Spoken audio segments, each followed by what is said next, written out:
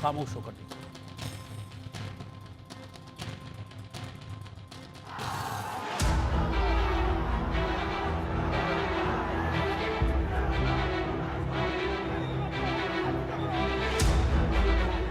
बांग्लादेश में कट्टरपंथी बेलगाम सड़कों पर कोहराम, हिज़्ब उत तहरीर की रैली, बांग्लादेश में खलबली, प्रतिबंधित संगठन का ऐलान, खलीफा शासन की मांग, यूनुस की सरकार 26 साल में पहली बार तकरार। मोहम्मद यूनुस बांग्लादेश की सत्ता पर काबिज तो हो गए हैं, लेकिन यूनुस से बांग्लादेश संभल नहीं रहा है। अपराधों में बेइंतहा इजाफा हो रहा है, महंगाई बढ़ रही है, अल्पसंख्यकों को निशाना बनाया जा रहा है। इन तमाम मुश्किलों के बीच यूनुस सरकार के लिए सबसे बड़ा सिरदर्द प्रतिबंधित संगठन हिज़्ब उत तहरीर के सड़कों पर दस्तक से हुआ है।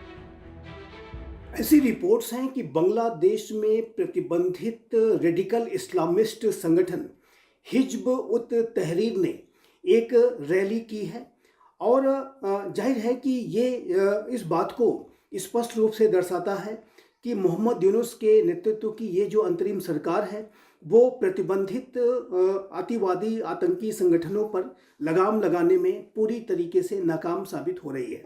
और प्रतिबंधों के बावजूद भी जिस तरीके से हिज़्ब उत तहरीर ने एक रैली की, उससे मोहम्मद यूनुस के अंतरिम सरकार की कानून व्यवस्था के संदर्भ में कितनी लचर स्थिति है और किस तरीके से ये जो सरकार है वो कट्टरपंथियों को शह देने का कार्य कर रही है। दरअसल बांग्लादेश में प्रतिबंधित इस्लामी संगठन हिज़्ब उत तहरीर ने बड़ी पब्लिक रैली निकाली।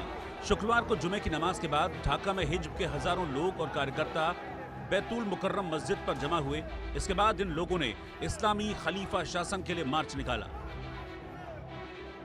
सारे बांग्लादेश में पोस्टर लगाया, बैनर लगाया और ये पिछले फ्राइडे की जो मार्च फॉर खिलाफत जो इसके प्रोग्राम थे, इसके बहुत धूमधाम से प्रचार की।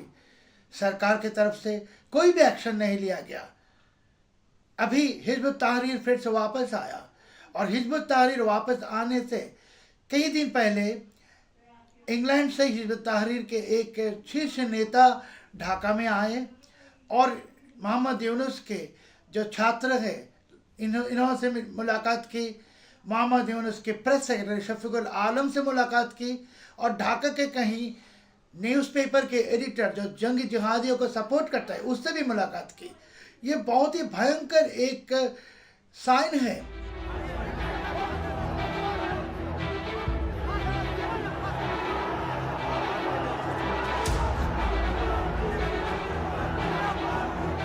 बांग्लादेश में हिज़्ब एक प्रतिबंधित संगठन है। ढाका में इस संगठन की 26 साल बाद कोई रैली हुई। इस दौरान पुलिस और हिज़्ब के सदस्यों के बीच झड़प और हिंसा हुई। पुलिस ने भीड़ को तितर बितर करने के लिए लाठीचार्ज किया और आंसू गैस की गोली डाली।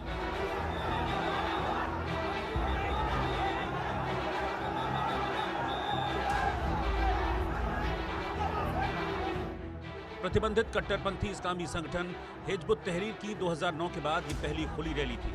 सरकारी प्रतिबंध को ठेंगे पर रखते हुए हिज़्ब ने मार्च फॉर खिलाफत निकाला।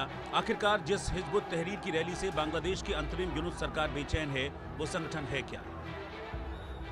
बांग्लादेश में हिज़्ब एक प्रतिबंधित संगठन है। हिज़्ब उत तहरीर कट्टरपंथी रुख के लिए जाना जाता है और वैश्विक इस्लामिक खिलाफत की स्थापना की वकालत करता है। ये संगठन बांग्लादेश में बैन है और इसकी सभी गतिविधियों और प्रदर्शन पर भी बैन है।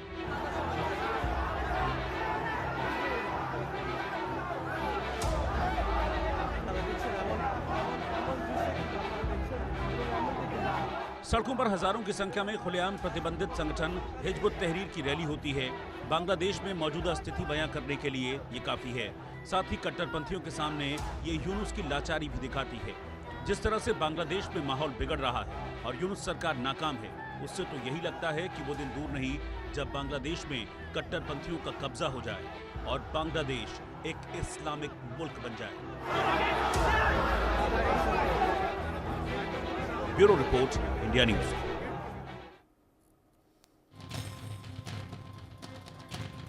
और आंकड़े हमारे फैसला आपका में, जैसे कि हम रोज करते हैं, जो मुद्दा हम इस खास शो में उठाते हैं उसको एक सर्वे के जरिए हम पब्लिक के सामने रखते हैं और उसका नतीजा जो होता है वो आपके सामने लेकर आते हैं और फिर उस पर हम चर्चा करते हैं। तो आज जिस तरह के हालात बांग्लादेश में बने हुए हैं, उन हालातों को लेकर, उन कट्टरपंथी हालातों को लेकर हमने सर्वे किया था।